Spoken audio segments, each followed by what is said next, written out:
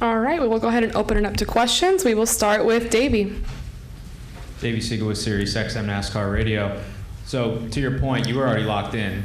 So on the surface, you would think no worries, just have a good time at Homestead, Martinsville. Don't really prepare too much for those two. Just focus on Phoenix. I mean, Joey Logano said that that's what he and his team were doing. How much preparation did you guys put in this week for this track in particular?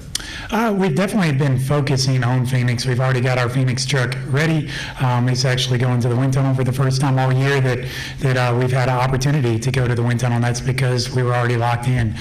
So a huge thank you to Chevy for that and the amount of support they've given us all year.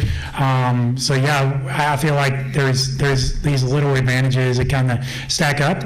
Now we have pit selection at Phoenix. So all those little things matter, but also just from a mental standpoint, I've been preparing for Phoenix. I haven't really been preparing for Homestead as much. So yeah, with us, we had so much time off. You know, you can get to overthinking stuff, and Jeff has done a great job of not putting the cart before the horse by any means, but we've been obviously taking a lot of pride in.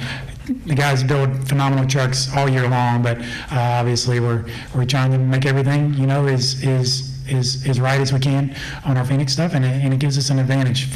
In my opinion, you know, us as a team, we've been a little bit behind the eight ball all year, you know, especially to some of these major organizations, and you know, locking in at Talladega gave us an advantage, and we're trying to utilize that and maximize that to the best of our advantage.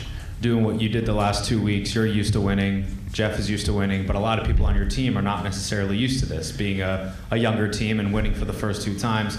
What has that been like for you, just seeing a first win, or in this case a second win, through a lot of people's eyes for the first time? Yeah, it's really cool. It's been a lot going on this whole year, a lot of just stuff going on beyond our team through family members and such like that, and so it definitely means a lot to a lot of people. And yes, there's kind of a good mix. It's about 50-50 in the shop of guys that were previously at CR7 Motorsports, and yeah, some of them hadn't experienced a win until a couple weeks ago at Talladega, and then a couple of them that we recruited that are used to winning, like you said. And but even if you've won at this level before, to do it for the first time as a group and then do it back to back is obviously very special.